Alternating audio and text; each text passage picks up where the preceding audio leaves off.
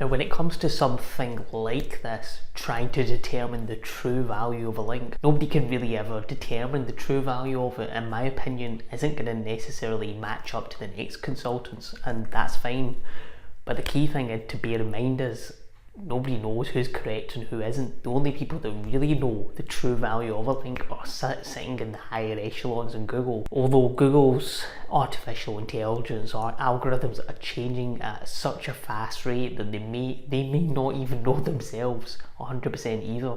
And you sure as hell are not going to get an absolute answer from using tools like Moz and Majestic, but they can act as a good barometer instead. So anyway, here's my 2 cents on this subject.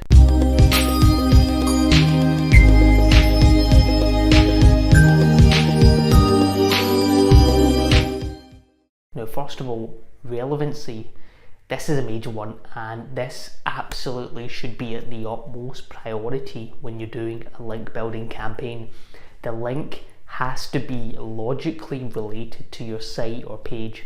I mean, back in the 90s it was important, but it's even more important now in 2018.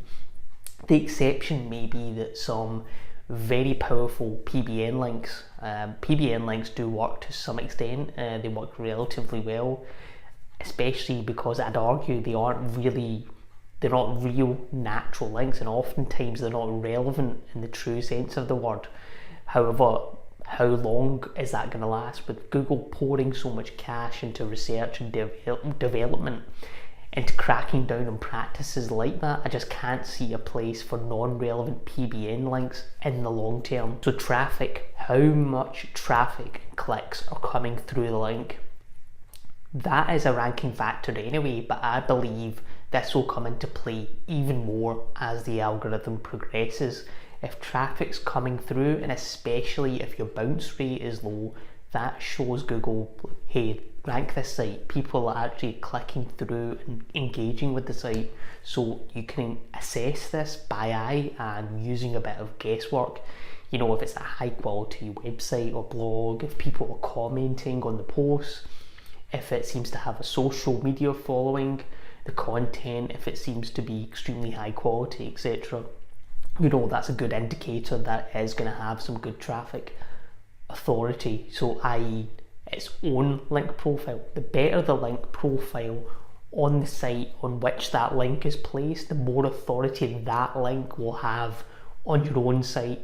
So in essence, authoritative links beget more authority down the line. You can assess it by using tools like Moz or Majestic, but I would tread very carefully. That particular subject I've explained in more detail in another video, but as any SEO consultant around knows, that numbers like this, these kind of metrics, you know, for now anyway, can be manipulated with unnatural techniques. You know, third-party tools should be used sparingly, and you know, authority is a good measure of value, of overall value of a link. It truly is actually a mixture of 3 qualities: the authority, the relevancy, and the traffic that's flowing through it. You want to use a more holistic approach to this, where you can look at all aspects behind the link, and then you can really create a strong, more importantly, you know, future-proof link profile, because after all, white hat SEO is about long-term benefits. It's not just about building links for the short-term traffic benefit. It's about long-term and seeing the effect it's going to have on your site further down the line as well.